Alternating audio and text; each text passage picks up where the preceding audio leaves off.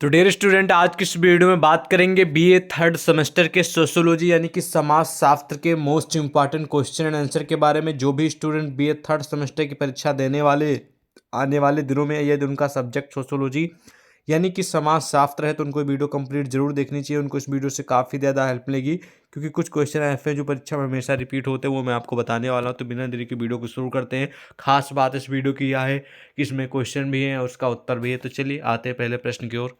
तो आज की इस वीडियो को सबसे पहला प्रश्न है कि सामाजिक आंदोलन के प्रकार बताइए। तो चलिए जानते हैं इसके बारे में। तो उत्तर लिखेंगे, सामाजिक आंदोलन जो शोषण तथा अन्याय के विरुद्ध अथवा किसी नई सामाजिक व्यवस्था के निर्माण के लिए होता है, उसको हम सामाजिक आंदोलन कहते हैं। और ये दो भागों में बांटा जा सकता है। प्रथम सामान्य सामाजिक आंदोलन और द्वितीय विशिष्ट सामाजिक आंदोलन।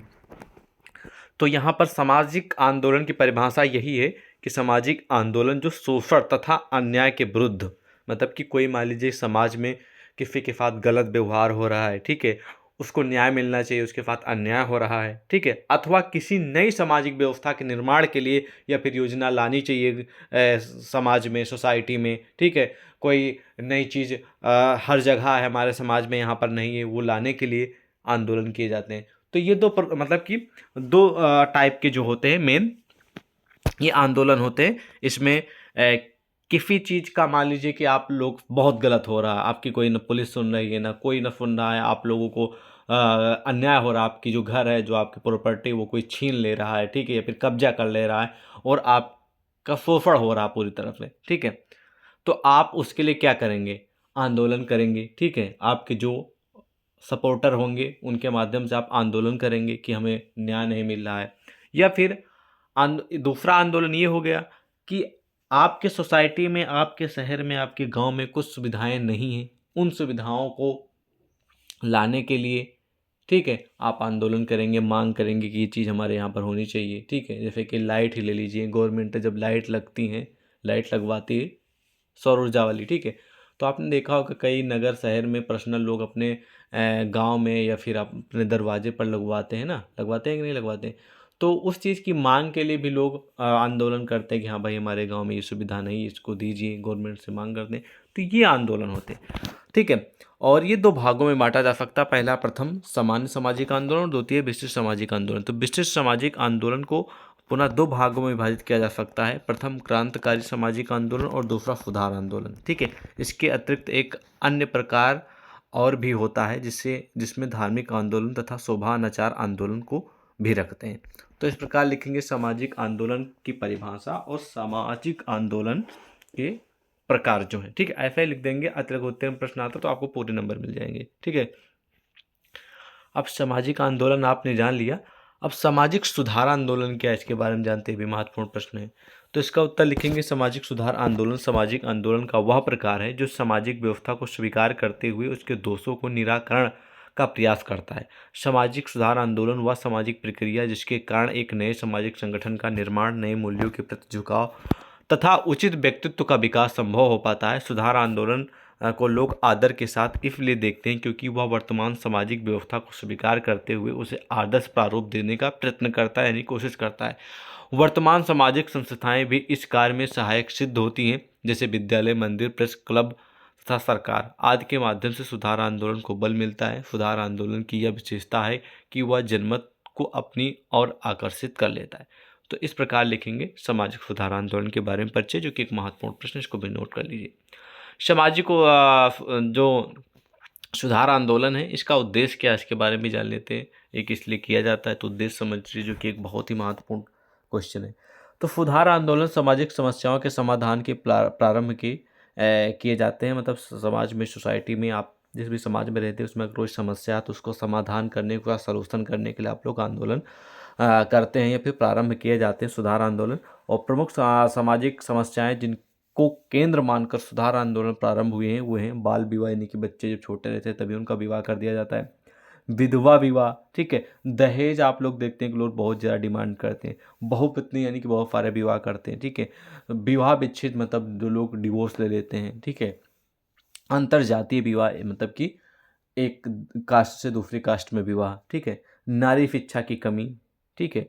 और नारी की परिस्थिति, अस्पृश्यता, वेश्यावृत्ति, नशाखोरी, क्षेत्रवाद, जातिवाद, इन सभी जो समाज के कारण हैं, इनका सलूशन निकालने के लिए, इनके समाधान के लिए सुधार आंदोलन किए जाते हैं। ठीक है, तो ये कुछ वजहें हैं, देख लीजिए, ये मुख्य वजहें हैं जिनकी वजह सुधार आंदोलन किए जाते हैं। और बहुत ही रामबाण प्रश्न, ध्यान रखेंगे। अब अगला प्रश्न प्रस्तुत है कि सामाजिक क्रांति के बारे में बताइए।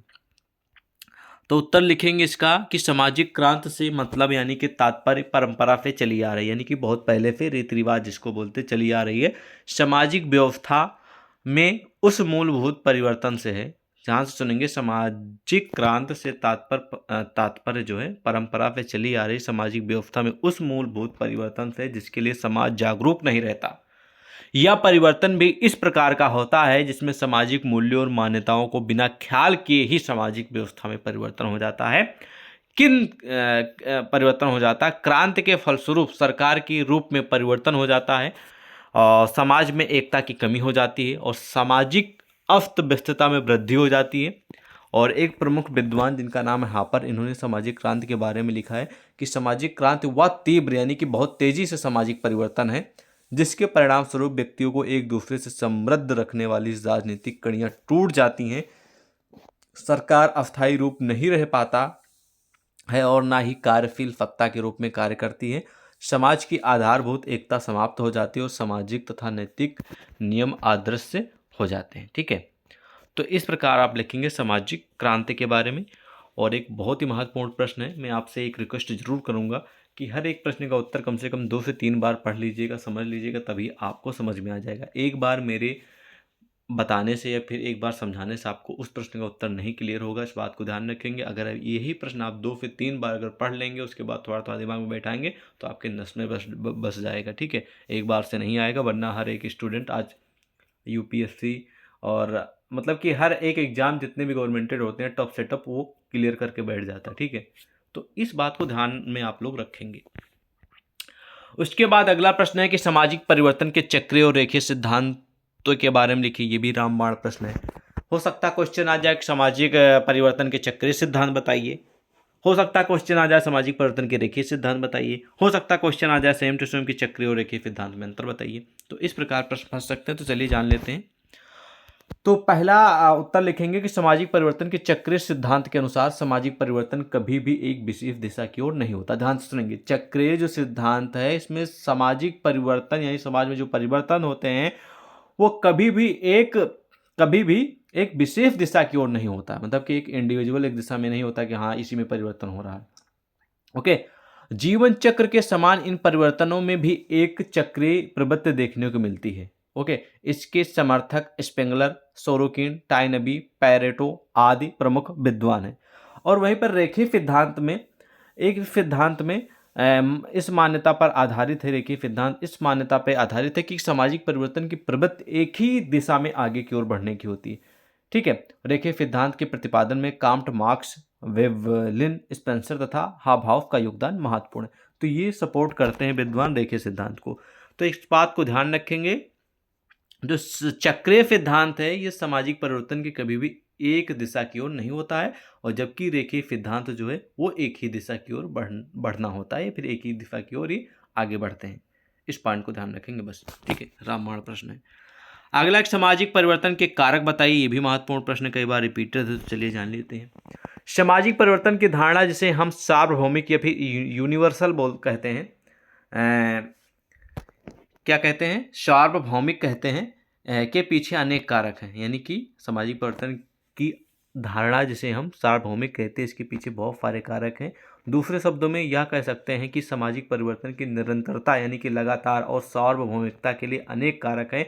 बोटो मोर यानी कि प्रमुख विद्वान जिनका नाम है बोटो मोर ने लिखा है कि सामाजिक परिवर्तन सामाजिक संरचना अथवा विशेषकर सामाजिक संस्थाओं अथवा विभिन्न संस्थाओं के अंत संबंधों में परिवर्तन के परिणाम स्वरूप होता है।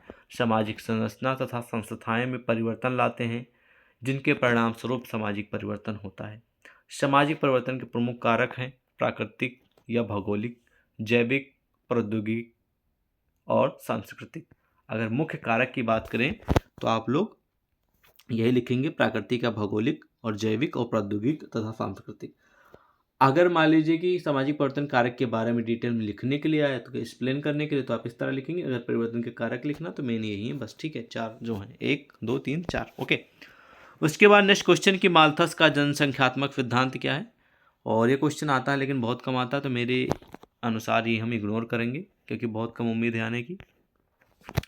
अगला प्रश्न है कि प्रौद्योगिकी का अर्थ बताइए, क्वेश्चन आ सकता, तो चलिए जान लेते हैं इसके बारे में। तो प्रौद्योगिकी का आशय उस व्यवस्थित ज्ञान से है जिसके द्वारा विभिन्न यंत्रों यानी कि जो भी इक्विपमेंट जिसको आप एलिमेंट्स बोलते हैं, ठीक है, यंत्र के अंतर्गत हर चीज़ जो कहीं ना कहीं लोहे से बनी होती है, स्ट्रॉन्ग होती हैं, ठीक है, उसी का मतलब होता है यंत्र, तथा उपकरण का प्रयोग संभव हो पाता है। इस प्रकार यह कह सकते हैं कि उद्देश्य की पूर्ति के लिए जिन साधनों का हम प्रयोग करते हैं उनसे संबंधित उपकरण अथवा ज्ञान को प्रौद्योगिकी कहते हैं। सामान्यतः लोग प्रौद्योगिकी का अर्थ उपकरण या फिर उपकरणों अथवा यंत्रों से लगाते हैं, किंतु वास्तविकता यह नहीं है। उपकरण, यंत्र तथा प्रौद्योगिकी अलग अलग अवधारणाएं हैं लेकिन सिमिलर हैं, इस बात को भी ध्यान रखेंगे। तो इस प्रकार आप छोटी सी परिभाषा प्रौद्योगिकी के बारे में लिखेंगे, ठीक है।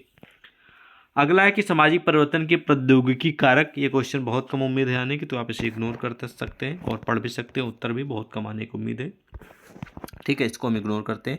सांस्कृतिक परिवर्तन का अर्थ बताइए, तो चलिए इसके बारे में जान लेते हैं। हालांकि क्वेश्चन हमेशा रिपीट नहीं होता, कभी कदार आता है। तो सांस्कृतिक परिवर्तन का अर्थ समाज की संस्कृति के मूल तत्वों में परिवर्तन अथवा रीति रिवाज, रहन सहन, खान पीन, विधि या जो भी हैं, संगीत, नृत्य, कला, कौशल, धर्म, दर्शन, आदर्श, विश्वास तथा मूल्यों के विशिष्ट रूप में परिवर्तन जब होता है तो उसको हम सांस्कृतिक परिवर्तन कहते हैं। डॉसन जो कि प्रमुख विद्वान है तथा गेटिस एक प्रमुख विद्वान है, इन्होंने कहा कि सांस्कृतिक परिवर्तन सामाजिक परिवर्तन है क्योंकि समस्त संस्कृति अपनी उत्पत्ति, अर्थ तथा प्रयोग में सामाजिक है, ठीक है, क्योंकि समस्त संस्कृत अपने उत्पत्ति अर्थ तथा प्रयोग में जो है वो सामाजिक ही है, ठीक है। तो इस प्रकार इसका उत्तर लिखेंगे। और अगला प्रश्न है कि सामाजिक परिवर्तन के सांस्कृतिक कारक। हालांकि क्वेश्चन आने की बहुत कम उम्मीद है, लेकिन जान लीजिए संस्कृत के 2 पक्ष होते हैं, जैसे कि भौतिक और अभौतिक। बहुत कम उम्मीद है आने की, तो आप इग्नोर कर सकते हैं। लेकिन कार्डिनर एक प्रमुख विद्वान है, इन्होंने कहा कि लक्षण सभी संस्कृतियों में पाए जाते हैं जो कि प्रस्तुत हैं, जैसे पारिवारिक संगठन, समूह का निर्माण, बृहद समूह का गोत्र, निश्चित कार्य पद्धति, ठीक है। तो आप इस तरह तैयार कर सकते हैं। हालांकि क्वेश्चन बहुत कम उम्मीद है आने की, मेरे अनुसार इग्नोर कर सकते हैं, बाकी आपकी इच्छा है, कभी कभी आता है, हमेशा नहीं आता। अगला जो क्वेश्चन है रामबाण, कई बार रिपीट है, तो जान लीजिए इसके बारे में, कई बार रिपीट हुआ है, ठीक है। तो ये क्वेश्चन ये है कि सूचना प्रौद्योगिकी, जिसको इंग्लिश में इंफॉर्मेशन टेक्नोलॉजी बोलते हैं, और बहुत ही महत्वपूर्ण प्रश्न है, उत्तर लिखेंगे कि आज विश्व समाज में सामाजिक परिवर्तन का सबसे सशक्त कारक सूचना प्रौद्योगिकी है, यानी कि इंफॉर्मेशन टेक्नोलॉजी है, जिसने सामाजिक संबंधों को न केवल तीव्र गति से परिवर्तित किया है अपितु उसमें क्रांतिकार श्री गणेश कर दिया है। परंपरागत सामाजिक संबंधों में अप्रत्याशित बदलाव इसी सूचना प्रौद्योगिकी की देन है। 21वीं सदी का सामाजिक परिवर्तन सूचना प्रौद्योगिकी पर केंद्रित है। विज्ञान के अनेक चमत्कारों में एक चमत्कार सूचना प्रौद्योगिकी क्रांति का है।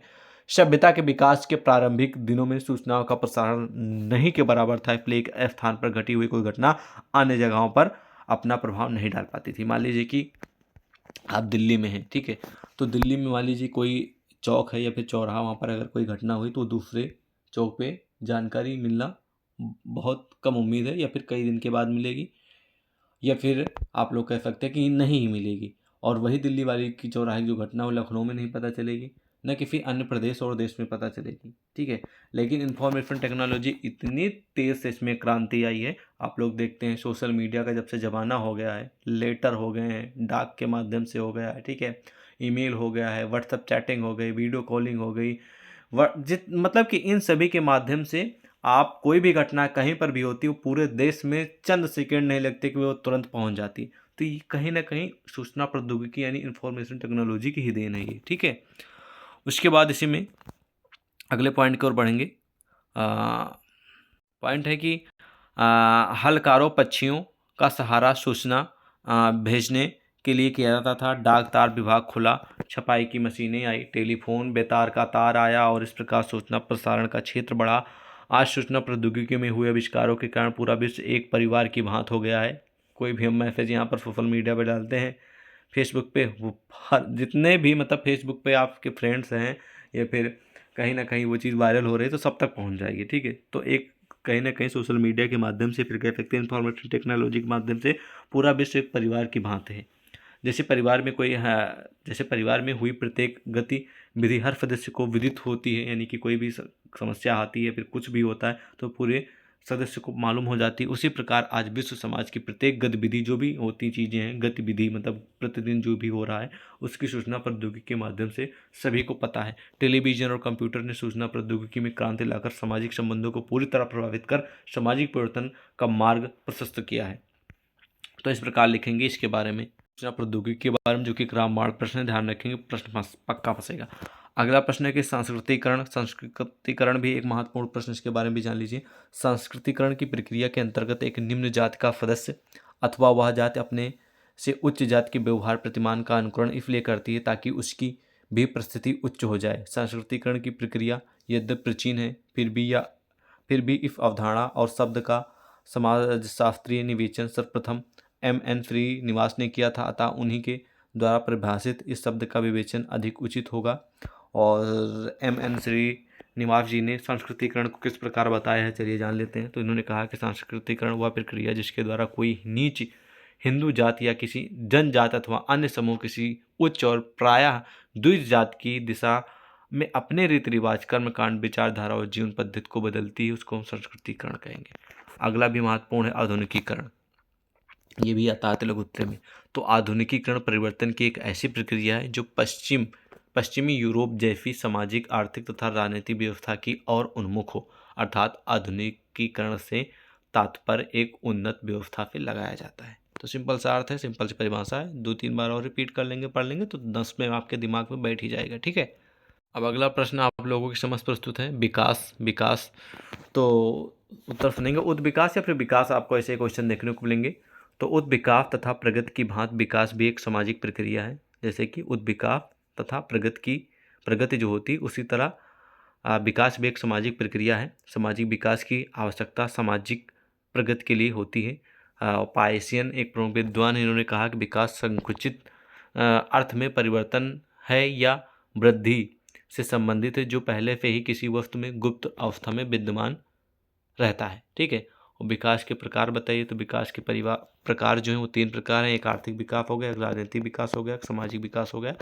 विकास का सिंपल सा मतलब ये हो गया कि किसी भी क्षेत्र में इंक्रीमेंट यानी कि बढ़ोतरी होना, बढ़ना। ठीक है, बस सिंपल सा परिवर्तन होना, चेंजेस होना। ठीक है, बस आप विकास के बारे में जितना हो सके पढ़ लीजिएगा, 1-2 प्रश्न पक्का फंस जाएंगे, गारंटी वाले।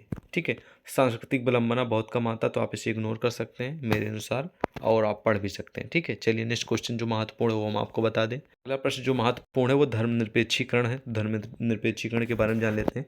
धर्मनिरपेक्षीकरण वह प्रक्रिया जिसके द्वारा परंपरागत विश्वासों तथा धारणाओं के स्थान पर तार्किक ज्ञान का प्रादुर्भाव होता है। और इसी को प्रोफेसर श्रीनिवास ने लिखा है कि धर्मनिरपेक्षीकरण में यह बात निहित है कि जिसे पहले धार्मिक माना जाता था वह अब वैसा नहीं माना जाता है। उन्होंने उसका स्पष्टीकरण करते हुए लिखा, यानी कि श्रीनिवास जी ने, उसमें विभेदीकरण की एक प्रक्रिया भी निहित है जिसके परिणाम स्वरूप समाज के विभिन्न आर्थिक, राजनीतिक, कानूनी तथा नैतिक पक्ष एक दूसरे के मामले में अधिकाधिक सावधान होते जाते हैं। ठीक है, तो धर्मनिरपेक्षीकरण के बारे में तैयार कर लीजिएगा, जैसे भी हो सके, महत्वपूर्ण प्रश्न है, हो सके तो ये तो उत्तर तैयार कर लीजिएगा, वरना आप अपने अनुसार भी तैयार कर सकते हैं। भूमंडलीकरण, ये भी महत्वपूर्ण प्रश्न, इसके बारे में जान लेते हैं। तो किसी एक समाज या फिर देश का अन्य समाज या फिर देशों के साथ ज्ञान, प्रौद्योगिकी, वस्तु सेवा, पूंजी एवं भौतिक संपदा का निरंतर आदान प्रदान ही भूमंडलीकरण है। ठीक है, एक देश से दूसरे देश में जो चाहे सूचना हो, चाहे पूंजी हो, चाहे वस्तु हो, उसका जो लगातार जो आदान प्रदान हो रहा, लिया जा रहा, भेजा जा रहा है, उसी के प्रोसेस को भूमंडलीकरण कहेंगे। तो इस प्रकार इसकी परिभाषा लिखेंगे, बाकी यहाँ पर और भी डिटेल्स में दिया गया, आप उत्तर पढ़ सकते हैं। तो इसमें बहुत सारे महत्वपूर्ण प्रश्न पीडीएफ में, जितने महत्वपूर्ण थे मैंने आपको बता दिया। हालांकि और भी महत्वपूर्ण प्रश्न हैं लेकिन उनके आने के चांस कम है। तो ये पूरी पीडीएफ आपको हमारे टेलीग्राम, व्हाट्सएप पे मिल जाएगी, तो वहाँ पे डाउनलोड कर सकते हैं अगर आपको अभी तुरंत चाहिए। ठीक है, तो आप लोगों के लिए मैंने एक वेबसाइट बनाई जिसका नाम है dearstudent.in। इस वेबसाइट पे जाएंगे, ये आपकी अपनी वेबसाइट है, तो यहाँ पर आपको हर सब्जेक्ट के क्वेश्चन आंसर मिलेंगे। ठीक है, विथ मतलब क्वेश्चन लिखा रहेगा, उत्तर भी लिखा रहेगा। जैसे एक क्वेश्चन पेपर आता नहीं, तो वो क्वेश्चन पेपर के जिस प्रकार क्वेश्चन होता है ठीक उसी प्रकार प्रस्तुत किया है और उन सभी प्रश्नों का उत्तर उसमें इंक्लूड किया ताकि आपकी हेल्प हो सके। तो आप लोग वहाँ से क्वेश्चन आंसर की तैयारी कर सकते हैं हर सब्जेक्ट की। जल्दी डेली वहाँ पर क्लासेज अपलोड मतलब कि PDFs को कन्वर्ट करके क्वेश्चन आंसर डाले जा रहे हैं, तो आप लोग वहाँ से तैयारी कर सकते हैं। बाकी आपका अपना ही चैनल सक्सेस टू सब्सक्राइब कर लीजिएगा। एक हमारी महासंग्राम वीडियो आएगी किसी दिन, वो बहुत तगड़ी होगी, उसमें पूरा हम कवर करा देंगे। ठीक है, समाजशास्त्र से जुड़े जितने भी क्वेश्चन भी थर्ड सेमेस्टर में आ सकते हैं। बाकी आज की इस वीडियो में बस इतना ही, मिलते हैं एक और नई वीडियो में। जय हिंद।